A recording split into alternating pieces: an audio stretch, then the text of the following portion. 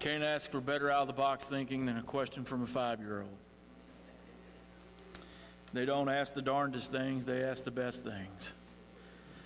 So today's reading will be coming from Nehemiah 2, or chapter 2, verses 11 through 20.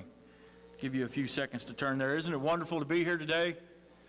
Boy, you don't sound convinced. I mean, God loves us. We're here. We have a beautiful building. We live in a wonderful country, and it is nice and sunny outside. So if you think it's wonderful to be here, let God know how happy you are. All right, that's a little bit better. We need to get Hayden back up here to show us how to say it. All right, so Nehemiah chapter 2, verses 11 through 20. I went to Jerusalem, and after staying there 3 days, I set out during the night with a few others. I had not told anyone that my God had put in my heart to do for Jerusalem. There were no mounts for me except for the one that I was riding on. By night, I went out through the valley gate toward the jackal well and the dung gate, examining the walls of Jerusalem, which had been broken down, and its gates, which had been destroyed by fire. Then I moved on toward the fountain gates and the king's pool. But there was not enough room for my mount to get through. So I went to the valley by night, examining the wall. Finally, I turned back and re-entered through the valley gate. The officials did not know where I'd gone or what I was doing, because as yet I had said nothing to the Jews or the priests or nobles or officials or any others who would be doing the work. Then I said to them, "You see the trouble we're in? Jerusalem lies in ruins, and its gates have been burned with fire. Come, let us rebuild the wall of Jerusalem, and we will no longer be in disgrace." I also told them that the gracious hand of my God on me and what the king had said to me. They replied, "Let us start rebuilding." So they began this good work. But when Sanballat the Horonite, Tobiah the Ammonite official, and Geshem the Arab heard about it, they mocked and ridiculed us. "What is this you're doing?" they asked. "Are you rebelling against the king?" I answered them, saying, "The God of heaven will give us success. We, his servants, will start rebuilding. But as for you, you have no share in Jerusalem, or any claim or historic right to it."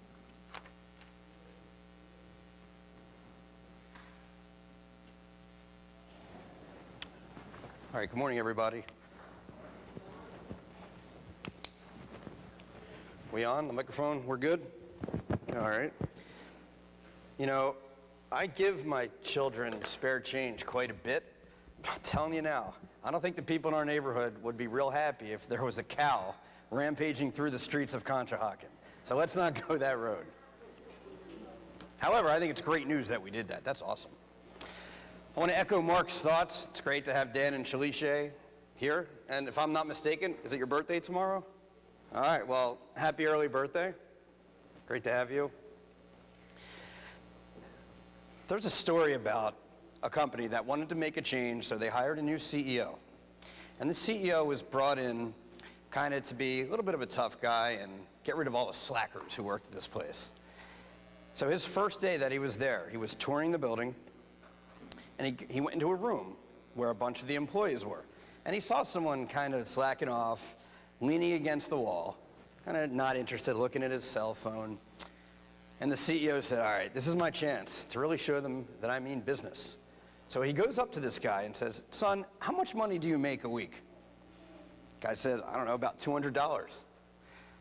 So the CEO takes $200 in cash out of his pocket, gives it to this man, and says, "Here, take a week's pay and get out of here. I don't ever want to see you again. You're fired." Feeling very good about himself, the CEO opens his mouth to everybody else and says, "Hey, does anyone know what that slacker used to do here?" One of his employees timidly walks up to the new CEO and says, "Say, boss, that was the pizza delivery guy." So the CEO, he did not assess his situation in the way that the man that we're going to discuss today did. And we're going to talk about Nehemiah. And we talked a little bit this morning in the class that Jason ran for us. This is actually week 21 of the story. Do you believe that? So it was an early Sunday cold morning in February where Mark Pagenkopf was up here and introduced the story. And here we are. We're actually at the last part of the Old Testament today. So we've learned a little bit about God. We saw that he created the world. He made us in his image. He wanted us to worship with him and live with him and fellowship with him. But a little thing called sin got in the way of that, and that messed everything up. So we have now been separated from him ever since. But God tried to reveal himself in the nation of Israel through the law period of Exodus and Deuteronomy, and then the period of the judges, then the period of the kings, and then the prophets, and so forth and so on. But sin still got in the way. The Israelites would just not listen. So God did what every good parent had to do, and that's discipline his children, sometimes very harshly, in order to fulfill his upper story plan. And that's where we are today. So like I said, I want to talk a little bit about Nehemiah. And yes, today's sermon is titled Another Brick in the Wall, but it has absolutely nothing to do with Pink Floyd. Okay, so just by way of review, we see that in 586 BC. That's when Jerusalem was completely destroyed by Nebuchadnezzar. He ruined the temple. He exiled the Hebrew people. And almost 400 years earlier, 957 BC, Solomon, if you remember, built the first temple, the original temple, which was awesome. It was really big, but then unfortunately it was destroyed. Moving on, in 539 BC, it was the fall of Babylon, so that was good news. A couple years after that, King Cyrus issued a decree to allow the Jews to leave and actually rebuild the temple. It's good news so far. Fast forward to 515 BC, the temple was completed and dedicated. So it was completed, but it was never really the same. It was not perfect by any means. It didn't reach the splendor of the first temple. So Ezra was eventually sent to help with the effort. He was a scribe and a really good teacher. If you haven't done so yet, I suggest that you read the book of Ezra. It's pretty quick. There actually used to be, Ezra and Nehemiah used to be combined originally in the Bible. So Ezra's a big part of that. He took another group back home, and he realized, well, we still need some work to do. We still have some work to do regarding the walls. So that is where Nehemiah comes in, depending on who you hear it from. He either got there in 445 or 444 BC. He enters the picture. So we have to figure out who this guy is. First of all, the name Nehemiah stands for comfort of Yahweh. That's a good meaning for a name. He was an exiled Jew who rose to prominence in the Persian Empire. Similar to Daniel, who we read about, and also, who did we read about last week? Esther. Similar to them. He eventually would become the governor, but first he was the cupbearer to a king named King Artaxerxes, which was in the province of Persia, which of course now is Iran. But he really wasn't a servant so much as he was an advisor. He really wasn't just a butler. He had a lot of connections. He had a lot of power. So he had heard from his brother, and this is in chapter 1 of Nehemiah. The walls of Jerusalem are broken down, and its gates have been burned with fire. And this really made him upset. Why would this happen? A city without walls and gates is a city that's begging to be torn apart again. It is defenseless, right? It's at the mercy of its enemies. So what did Nehemiah do? Well, he mourned for a little bit, he fasted for a little bit, and he prayed a lot. He informed King Artaxerxes of this situation, and this was not an automatic hit, because Artaxerxes had the power to do one of two things. He could have let him go back to Jerusalem and help the people out, or he could have done what a lot of the crazy kings back then did, and that was kill him. So he wasn't 100% sure what he was going to get there. Fortunately, it was the former. The king agreed to send Nehemiah on this journey. Nehemiah trusted God, but he also trusted man. He had faith in God's people. So he trusted God and also man to protect him. If you could turn to Nehemiah 2, if you're already there, that's great. We're going to start in verse 11. I just want to read verse 10 to give us an intro. When Sanballat the Horonite and Tobiah the Ammonite official heard about this, they were very much disturbed that someone had come to promote the welfare of the Israelites. If it was good news for the Israelites, it was bad news for their neighbors. That sound familiar even today? So this guy Sanballat, right? His name, it's a Babylonian name, actually meaning sin has given life. Ouch. He was the chief political opponent of Nehemiah. He was kind of a bad guy himself, right? Kind of the coyote to his Roadrunner, the Lex Luthor to his Superman, the Lucy Van Pelt to his Charlie Brown. And then there was Tobiah. We don't know a whole lot about him other than he was the governor of a region called Transjordan. But either way, their authority was threatened by the mere presence, by the arrival of Nehemiah and his rather big entourage that would come with him. Nehemiah's task was to rebuild the walls brick by brick, right? One brick at a time. And we talk about the temple, which was built earlier. The temple is more sacred in nature, right? We talk about worship, talk about religion when we see a temple.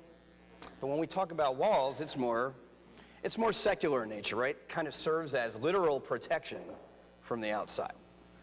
So what's interesting is God used both the sacred and the secular to fulfill his plan to restore the nation of Israel. So let's start with today's text. We're going to look at chapter 2, verses 11 and 12. And this is when Nehemiah is getting ready to inspect Jerusalem's walls. So he said, I went to Jerusalem, and after staying there 3 days, I set out during the nights with a few others. I had not told anyone what my God had put in my heart to do for Jerusalem.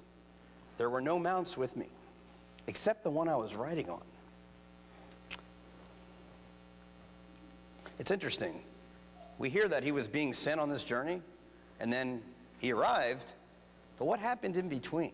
We don't know a whole lot about the journey, which is really interesting. I mean, this wasn't like traveling from Plymouth Meeting to King of Prussia. This was a good 2-month journey, probably. So we don't know much about what happened there.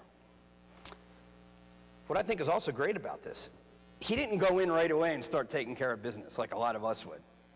He waited how long? He waited 3 days. He was composed. He was discreet. He was cautious. He was disciplined, just like a good leader should be. Verses 13 through 15. By night, I went out through the valley gate toward the jackal well and the dung gate, examining the walls of Jerusalem, which had been broken down, and its gates, which had been destroyed by fire. Then I moved on toward the fountain gate and the king's pool, but there was not enough room for my mount to get through.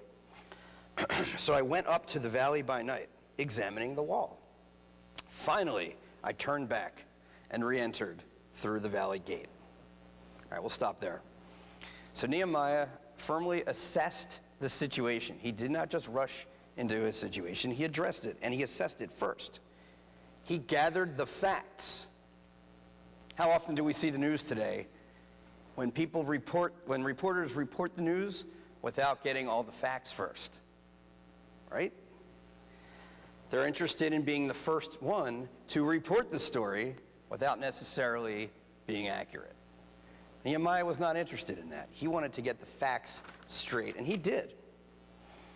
What's interesting, and hopefully you'll be able to see this, it's a map of Jerusalem, and as Michelle pointed out the other night, yes, it says I-75 and a Lodge Freeway, and they probably didn't have those way back then, but just humor me for a few minutes. Nehemiah inspected only the southern area.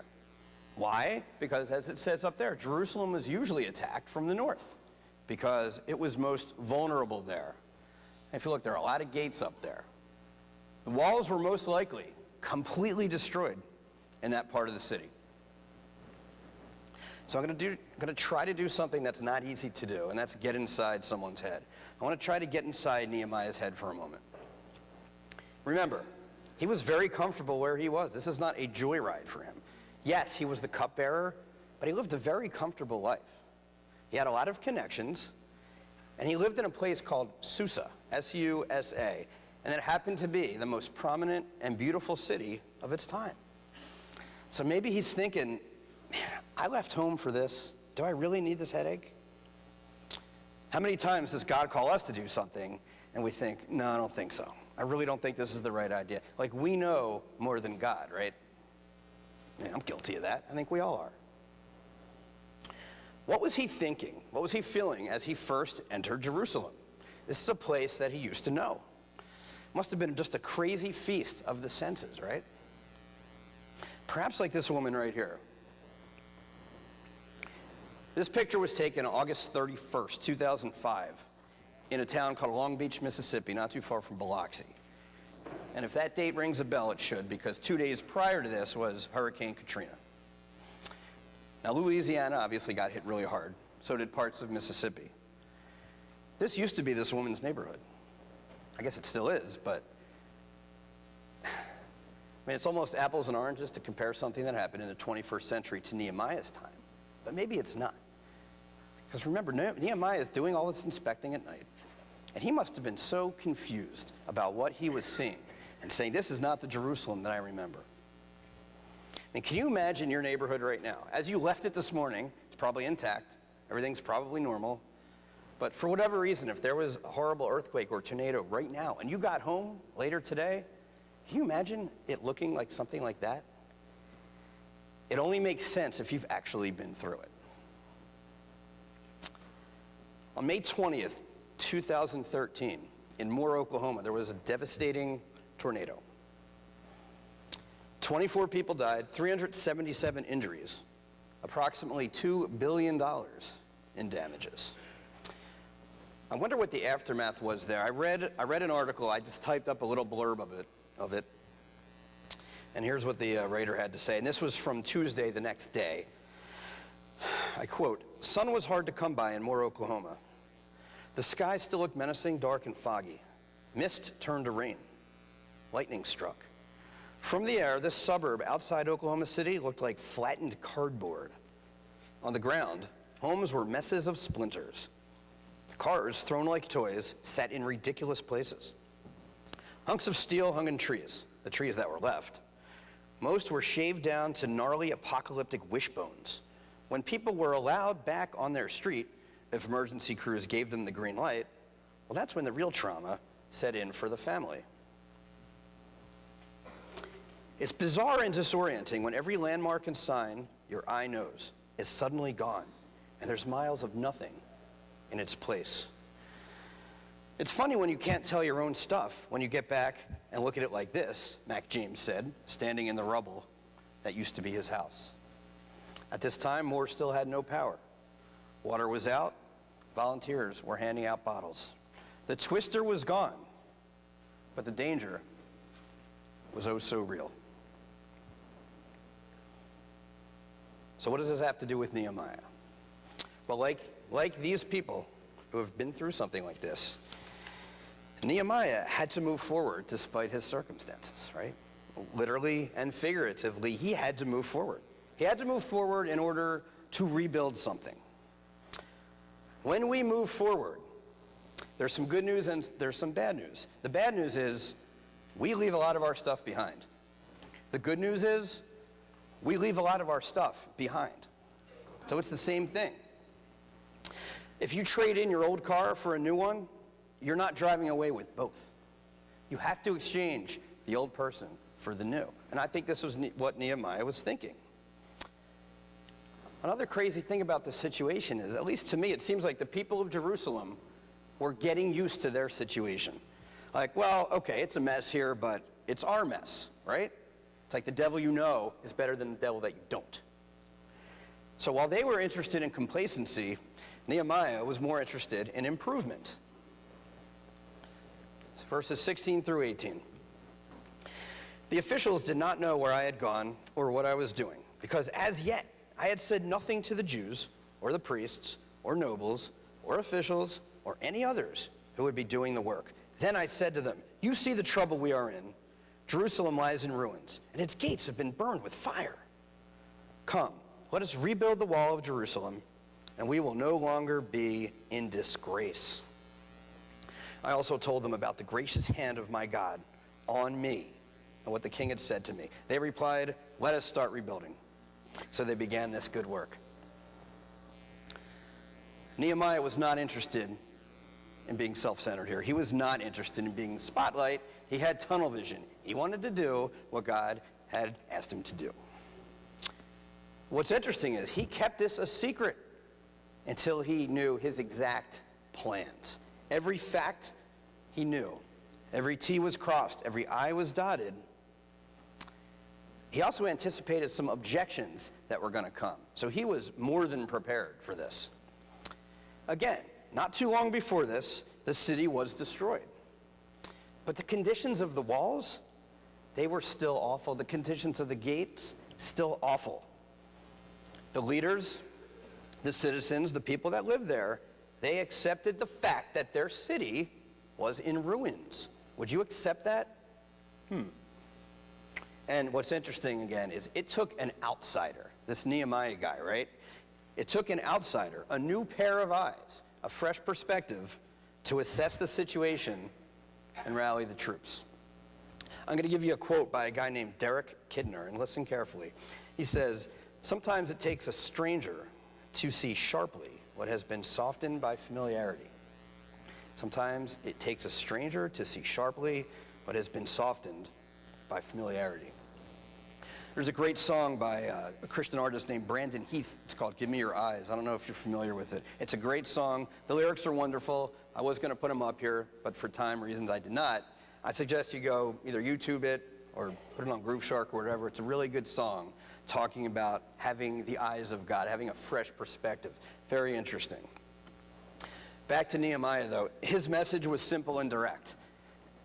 And yes, that is not a typo up there with all the red. For all you grammar fans out there, these are personal pronouns. And it's interesting. It's not like Nehemiah is saying to them, okay, you guys are in some trouble, so I'm going to tell you what to do, and then I'm going to get out of here. Kind of like a substitute teacher, right? At the end of the day, it's not their problem. But look what he says. You, we, us. He's now one of them. He's leading by example. Also, there's no sugarcoating. He says, we will no longer be in disgrace. We're no longer going to be in disgrace. Well, he's really letting them have it, right? There's a call to action, as every leader needs to do. And he even gives his personal testimony down in verse 18. But if you'll notice the order, I also told them about the gracious hand of my God on me and what the king had said to me. That's not an accident. He talks about God first. He talks about the king second. It's all about the details. God sees things in such different ways than us, does he not? The world sees a homeless man on the street, not smelling too good, not looking too good, and thinks, wow, what a bum. God sees the same guy and says, this is someone that I created in my image. We view a rejection letter as it's the end of the world, right? What a disappointment. Oh, how are we going to move on? God sees that as protecting you from something that you're just not ready for. We see a city without walls, without gates, without hope. God envisions a finished product. Nehemiah saw Jerusalem in the same light as the author of Psalm 48. 48:2, and this is talking about Jerusalem, beautiful in its loftiness, the joy of the whole earth, like the heights of Zaphon is Mount Zion, the city of the great king. He had a great attitude, this guy. It's so much easier to work for someone who inspires you and has an infectious attitude, right? We've all worked for people who really don't inspire you at all and kind of make you want to pull your hair out and run away. Nehemiah was not like that at all. In fact, look at their response. Let us start rebuilding. It's like, go get him, right? Kind of channels his inner Vince Lombardi here. But of course, whenever there's a great plan at work, even if it's from God, there is opposition. So let's finish out the text, verses 19 and 20. But when Sanballat the Horonite, Tobiah the Ammonite official, and Geshem the Arab heard about it, they mocked and ridiculed us. What is this you are doing, they asked. Are you rebelling against the king? I answered them by saying, the God of heaven will give us success. We, his servants, will start rebuilding. But as for you, you have no share in Jerusalem, or any claim or historic right to it. Well, we learned a little bit about Sanballat and Tobiah earlier. So now Geshem, the Arab, is introduced. All you need to know is he actually was more powerful than the other two. He was opposed to the development of an independent kingdom for political reasons and financial reasons. I mean, look, they're giving them a false taunt. Are you rebelling against the king? Well, what they don't know might hurt them, right? Our enemies in our lives, whether you know it or not, you have enemies. I hate to say it. They're going to use creative ways to discourage us, aren't they? They'll ridicule you. They'll mock you. They'll question your motives.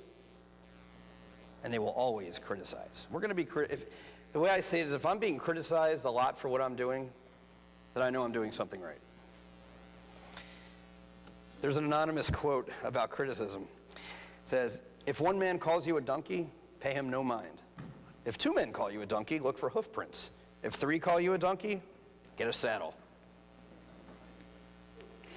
But then, all we have to do in these days is look at Romans 8:31, right? What then shall we say in response to these things? If God is for us, who can be against us?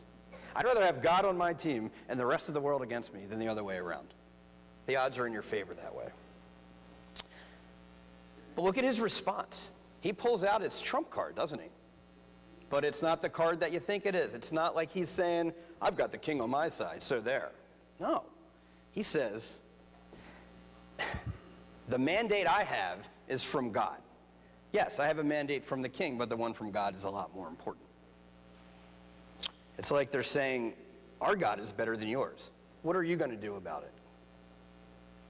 So certainly Nehemiah was on firmer ground than his enemies. And they were all around him, by the way, geographically speaking. So how do we apply this today, August 2014?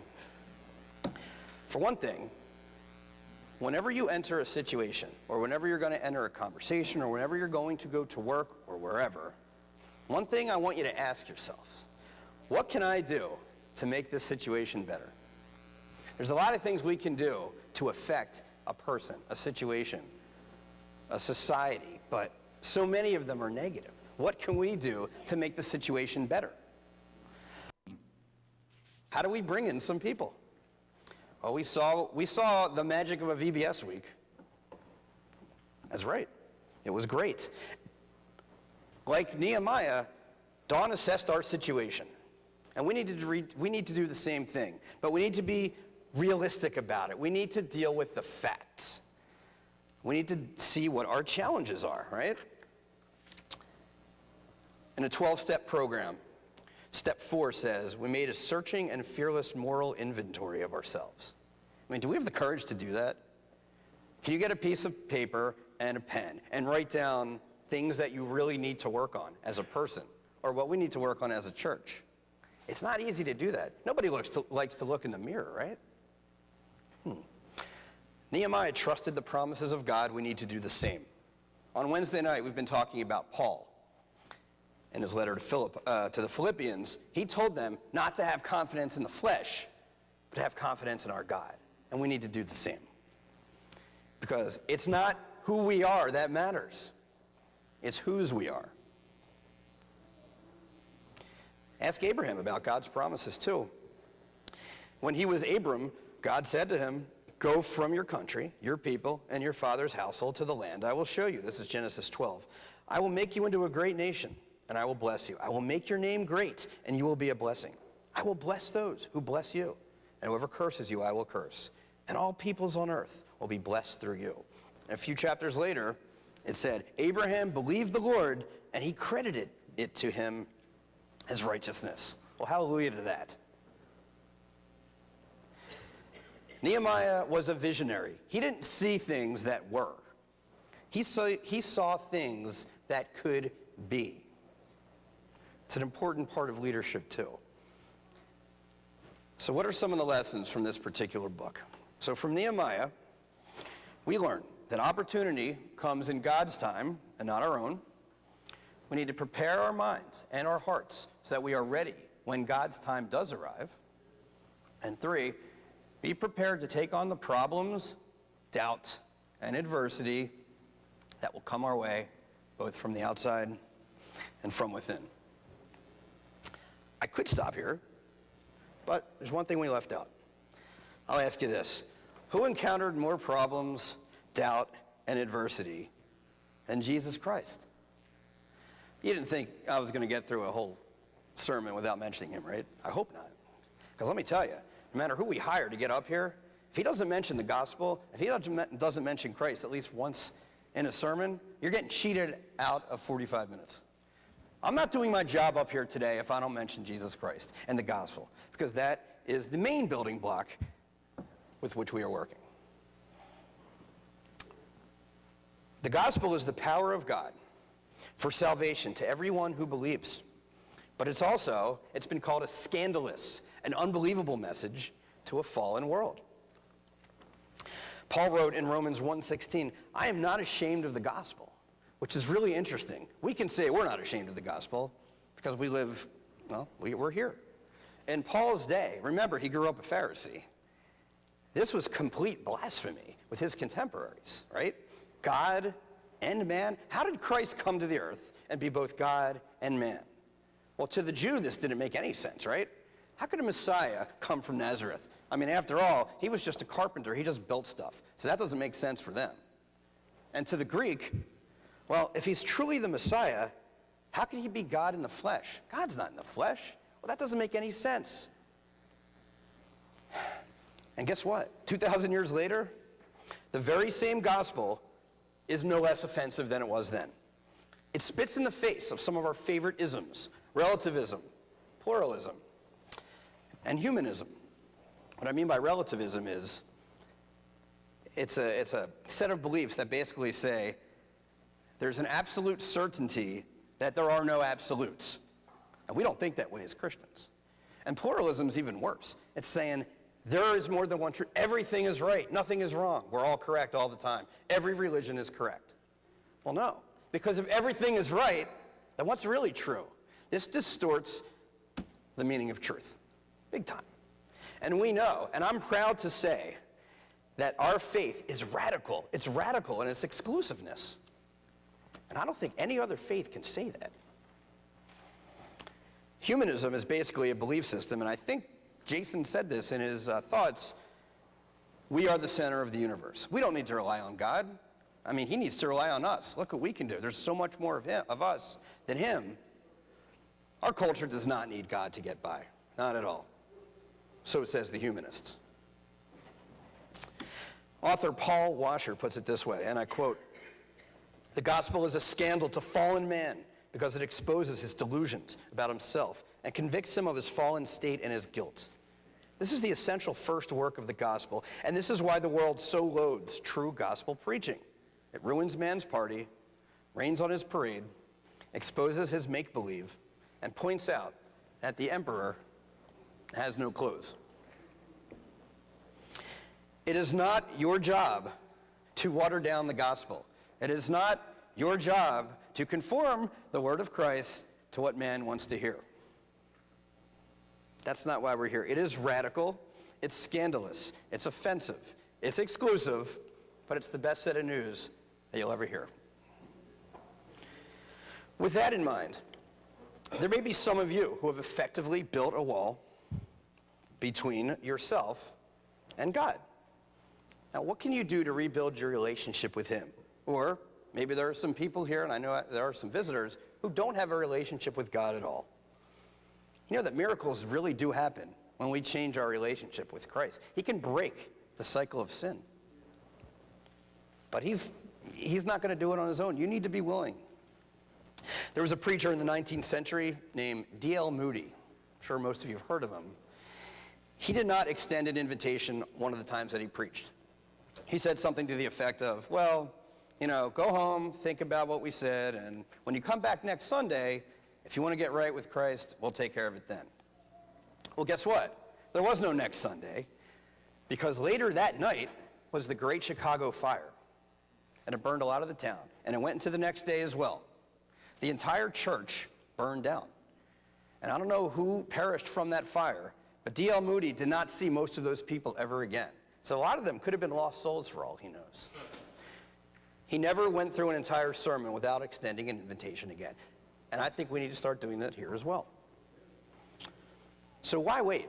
Why wait? Maybe you're thinking to yourself, well, I'm young. I've got plenty of time. I can wait till next week. Well, guess what? There might not be next week.